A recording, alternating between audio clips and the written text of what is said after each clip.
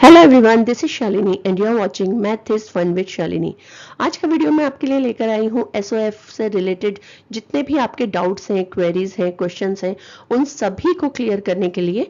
तो आज का जो ये वीडियो है वो आपको पूरी डिटेल देगा हमारे आने वाले ओलंपियाड्स 2026-27 की हर एक डिटेल का। सिलेबस ले लीजिए, डेट्स ले लीजिए, किस तरह की बुक्स आप रेफर कर सकते हैं, किस तरह से आप प्रैक्टिस कर सकते हैं, उसके अलावा रिवॉर्ड्स क्या होंगे, इसमें किस तरह से बच्चे क्वालिफाई कर सकते हैं, हर एक चीज आपको आज इस वीडियो में क्लियर होने वाली है। तो वीडियो को एंड तक जरूर देखिएगा।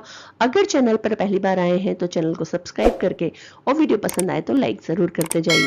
So let's start.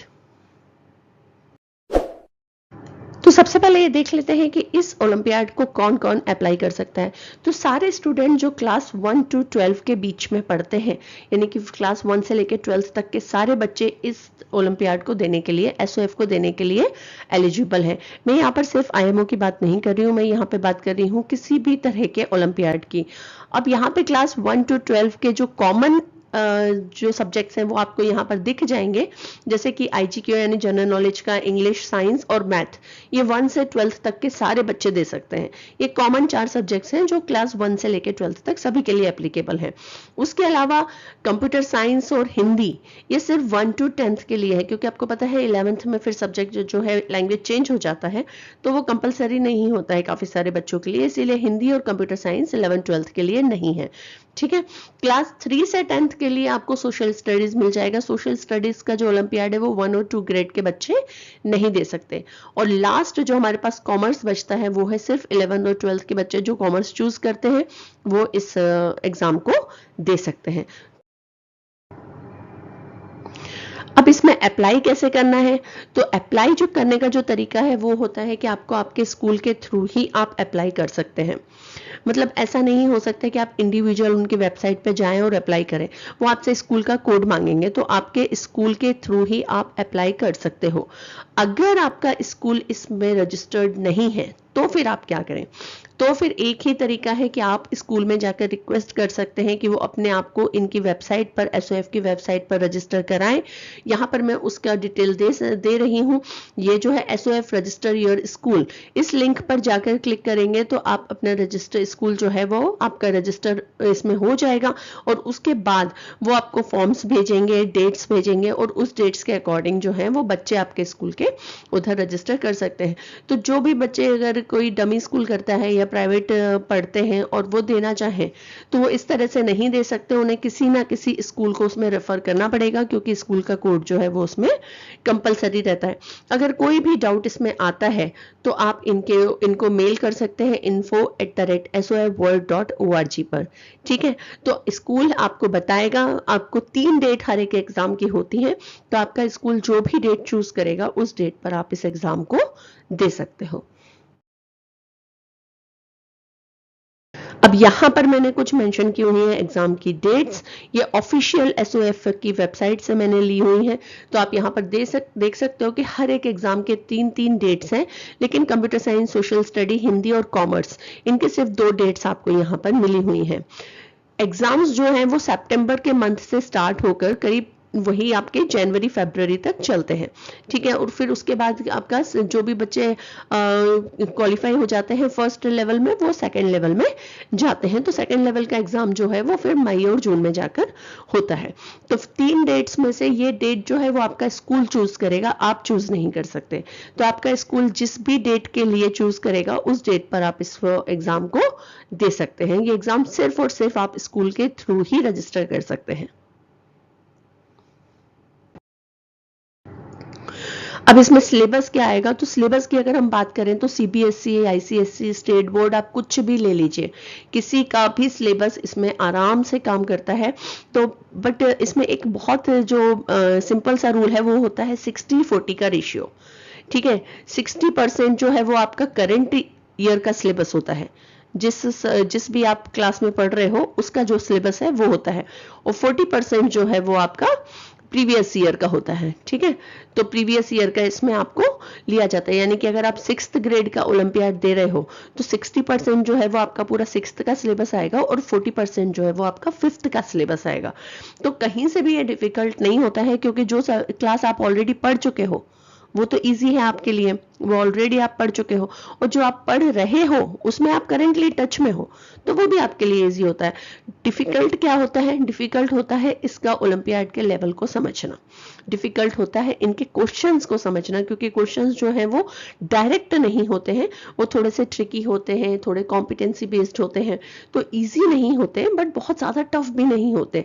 अगर आपको क्या है इसमें रटना कहीं भी नहीं है, आपको अगर कॉन्सेप्ट क्लियर है तो आप आराम से ओलंपियाड का जो फर्स्ट लेवल है वो निकाल सकते हो।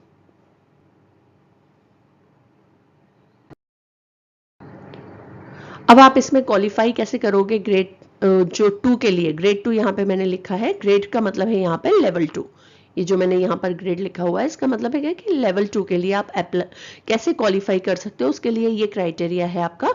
देखिए, सबसे फर्स्ट क्राइटेरिया तो इसमें है हमारा कि आपको लेवल 2 के एग्जाम को 3 सब्जेक्ट, सिर्फ साइंस, मैथ्स और इंग्लिश, इन्हीं के लेवल 2 के एग्जाम होते हैं, हर एक सब्जेक्ट का लेवल 2 एग्जाम नहीं होता। अगर आपको इस बारे में पहले कभी डाउट रहा हो तो शायद आज क्लियर हो जाएगा कि सिर्फ इन्हीं के साइंस, मैथ्स और इंग्लिश, इनको इन 3 के ही लेवल 2 के एग्जाम होते हैं, और बाकी सबका लेवल 1 का रिजल्ट ही फाइनल होता है।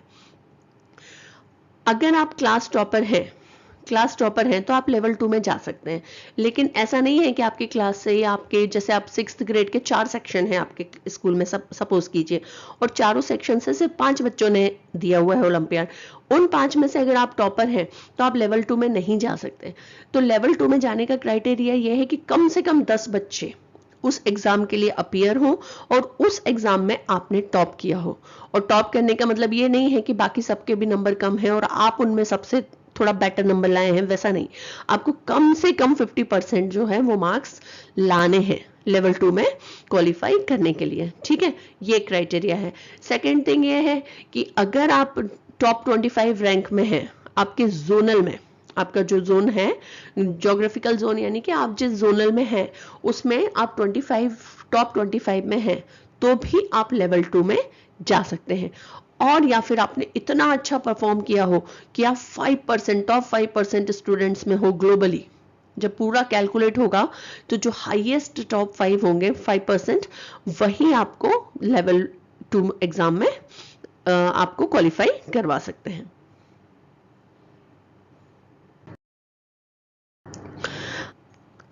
इसके रिवॉर्ड्स भी जो है ना वो काफी इंटरेस्टिंग है एसओएफ के, ठीक है। आपने मेडल तो हमेशा देखा होगा, मेडल ऑफ एक्सीलेंस और सर्टिफिकेट, पार्टिसिपेशन सर्टिफिकेट, ये आपको स्कूल लेवल पे हमेशा ही मिलता है। लेकिन उसके अलावा भी कई सारी चीजें होती हैं। देखो, सभी को पार्टिसिपेशन सर्टिफिकेट मिलता ही मिलता है, परफॉर्मेंस रिपोर्ट जिसको आप बोलते हो, और पार्टिसिपेशन सर्टिफिकेट उसमें क्लियरली लिखा होता है कि आपने कितने क्वेश्चन अटेम्प्ट किए, उसमें से कितने करेक्ट थे, कितने रॉन्ग थे, ये सारी रिपोर्ट उसमें होती है। और जो टॉप परफॉर्मर्स होते हैं उनको गोल्ड मेडल ऑफ एक्सीलेंस मिलता है। वो डिपेंड करता है कि पार्टिसिपेशन का नंबर क्या है, जैसे कि मैंने प्रीवियस स्लाइड में बताया कि कम से कम 10 बच्चे जो है उस एग्जाम के लिए पार्टिसिपेट करें एक ग्रेड से, तो आप उसके लिए क्वालिफाई करते हो, तो आपको गोल्ड मेडल ऑफ एक्सीलेंस मिलता है। सेकंड जोनल लेवल पे क्या है, जैसे पूरे 26 जोन होते हैं, अक्रॉस 26 जोन जहां पर भी एसओएफ के ओलंपियाड कंडक्ट होते हैं, उसमें से जो टॉप परफॉर्मर होता है उसको कम से कम 5,000 रुपए जो होते हैं कैश प्राइज वो मिलता है। मेडल ऑफ डिस्टिंक्शन और सर्टिफिकेट तो मिलता ही मिलता है, 5,000 रुपीज कैश भी मिलता है, ठीक है। रैंक 4 से लेके 25 तक जो है वो मेडल ऑफ डिस्टिंक्शन मिलता है। 1 2 3 टॉप 3 परफॉर्मर्स को 5,000 रुपीज कैश मिलता है। उसके बाद में इंटरनेशनल लेवल पे रिवॉर्ड्स और भी अच्छे होते हैं, जैसे आप बाई चांस आप बहुत ही अच्छे हैं पढ़ने में, जैसा मैंने थर्ड क्राइटेरिया बताया था कि टॉप 5% हैं ग्लोबली, अगर आप उसमें आ जाते हैं और लेवल 2 में पहुंच जाते हैं, तो लेवल 2 का जो रिजल्ट होगा, लेवल 2 फर्स्ट ऑफ ऑल मैं आपको बता दूं कि लेवल 2 जो होता है वो ग्रेड 1 और 2 के लिए नहीं होता, वो सिर्फ ग्रेड 3 से 12th तक के लिए होता है, ठीक है। ग्रेड 1 और 2 के बच्चों के लिए लेवल 1 का रिजल्ट ही फाइनल होता है, ठीक।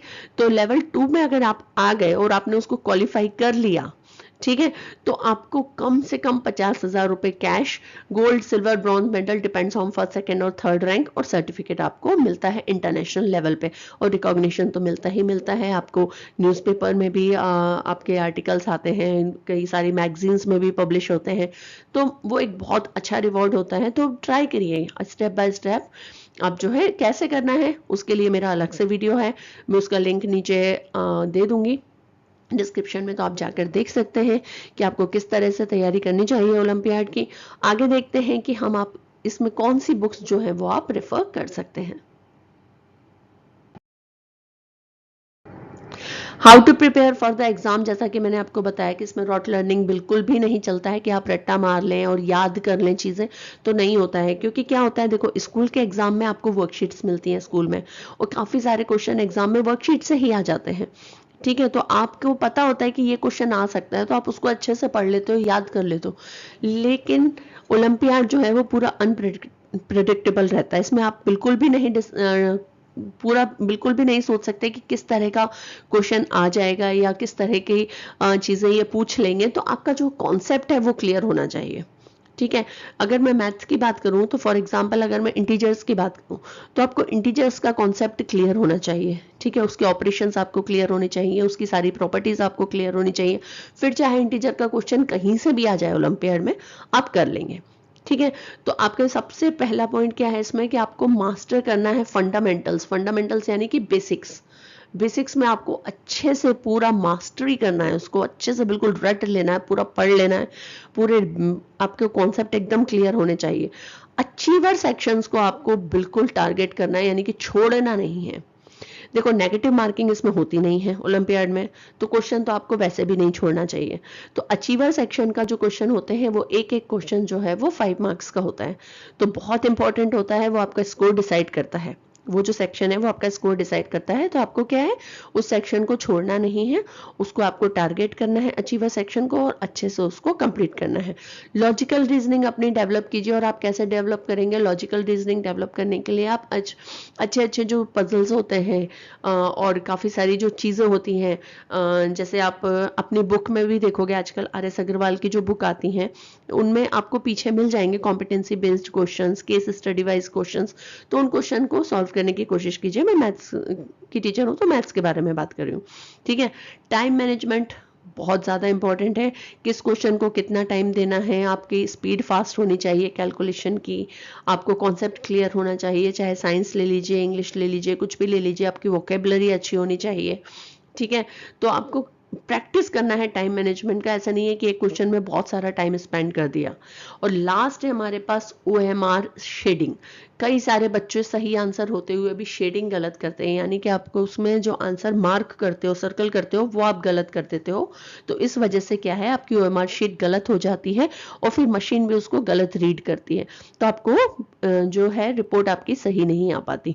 तो इसीलिए आपको OMR शेडिंग की भी तैयारी करनी चाहिए। स्कूल में ऐसा आपको बताते हैं, आपके टीचर आपको हेल्प कर लेती हैं, लेकिन आपको भी जल्दबाजी नहीं करनी है। एक बार में एक ही आंसर को सर्कल करना है। अगर आपने 2 आंसर को सर्कल कर दिया तो वो इनवैलिड हो जाता है। ठीक है, तो छोटी छोटी बातों का हमको यहाँ पर ध्यान रखना है। अब यहाँ पे मैंने रेफरेंस बुक लिखी है, आप चाहें तो इस पेज का स्क्रीनशॉट ले सकते हैं। MTG की जो बुक्स हैं वो सबसे ज़्यादा बिकती हैं ओलंपियाड की प्रिपरेशन के लिए। क्लास 1 to 12 सभी के लिए मिल जाती हैं। प्रिपरेशन गाइड होती है। प्रिपरेशन गाइड का मतलब यह है कि इसमें आपको पूरे बेसिक कॉन्सेप्ट्स आपको क्लियर हो जाते हैं प्रिपरेशन गाइड में। वर्क बुक में काफ़ी सारे क्वेश्चन आपको मिल जाएंगे, करीब 100 to 200 क्वेश्चन होते हैं हर एक टॉपिक से, तो वो आप यहाँ पर सॉल्व कर सकते हो। प्रीवियस ईयर के क्वेश्चन पेपर सॉल्व कर सकते हो टू अंडरस्टैंड कि आपको किस तरह के क्वेश्चन फेस करने पड़ेंगे ओलंपियाड में, तो आप प्रीवियस ईयर के क्वेश्चन पेपर भी सॉल्व कर सकते हो। अगर आपके प्रीवियस ईयर के नहीं खरीदना चाहते हो कि तो मेरे चैनल पर आपको मिल जाएंगे प्रीवियस ईयर के इंपॉर्टेंट क्वेश्चंस, तो आप वो वीडियो जाकर देख सकते हो, लिंक मैं डिस्क्रिप्शन में दे दूंगी। ओलंपियाड के रीजनिंग की वर्कबुक, जैसा मैंने कहा लॉजिकल रीजनिंग आपको डेवलप करना है, तो उसके लिए आप ये वाली बुक खरीद सकते हो। इससे आपका रीजनिंग का जो है वो अच्छी खासी प्रैक्टिस हो जाती है। इसके अलावा इनकी PCM यानी कि फिजिक्स केमिस्ट्री मैथ्स / बी यानी कि बायोलॉजी, इनकी मंथली मैगजीन्स होती हैं only for class 11th and 12th, तो आप वो भी खरीद सकते हैं। उसमें इनके काफ़ी सारे आर्टिकल्स होते हैं जो आपको हेल्प कर सकते हैं अचीवर सेक्शंस के क्वेश्चंस को सॉल्व करने में।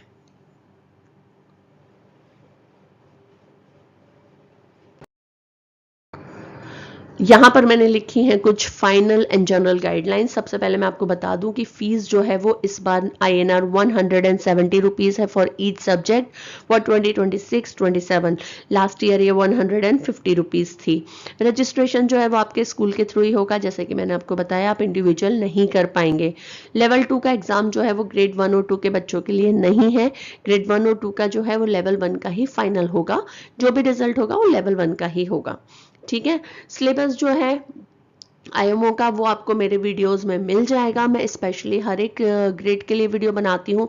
आप अगर मेरे चैनल पर नए हैं तो चैनल को सब्सक्राइब करके आप स्क्रॉल करके देख सकते हैं। आपको काफ़ी सारे IMO के वीडियोस मिलेंगे, इंपॉर्टेंट क्वेश्चंस मिलेंगे, प्रीवियस ईयर के क्वेश्चंस मिलेंगे, स्ट्रेटजीज मिलेंगी, आप किस तरह से क्रैक कर सकते हैं, सब कुछ आपको मेरे चैनल पर मिल जाएगा। अगर आपको स्टिल मेरे इस वीडियो के बाद मुझे लगता नहीं है कि शायद मैंने कोई भी डाउट छोड़ा है, अगर कुछ डाउट है तो आप मुझे कमेंट सेक्शन में पूछ सकते हैं। अगर मैं भी आपकी क्वेरी सॉल्व ना कर पाऊँ तो आप कॉन्टेक्ट कर सकते हैं डायरेक्ट ईमेल के थ्रू info@sofworld.org पर, या फिर उनका लैंडलाइन नंबर यानी कि उनके टोल फ्री नंबर पर भी कॉल कर सकते हैं, जो कि यहाँ पर स्लाइड में मेंशन है। So this was my video for the details of 2026-27 SOF olympiad. ये सारे सब्जेक्ट के लिए था, स्पेशली मैथ्स के लिए आपको हर एक सब्जेक्ट का, हर एक क्लास का जो है individual syllabus plus important questions, और मैं ट्राई करूंगी सैम्पल क्वेश्चंस के वीडियोस भी, जैसे ही SOF प्रोवाइड कराएगा सैम्पल पेपर्स मैं उसके वीडियोस आपके लिए जल्द ही लेकर आऊंगी। अगर वीडियो पसंद आया तो अपने दोस्तों के साथ इसे शेयर कीजिए ताकि उनको भी इसका फायदा मिल सके। चैनल को सब्सक्राइब किए बिना मत जाइएगा, क्योंकि आपके लिए है ये छोटी सी बात, लेकिन हमको मिलता है इससे बहुत सारा मोटिवेशन। तो मिलते हैं नेक्स्ट वीडियो में with a new topic. Till then take care and keep practising. Bye bye.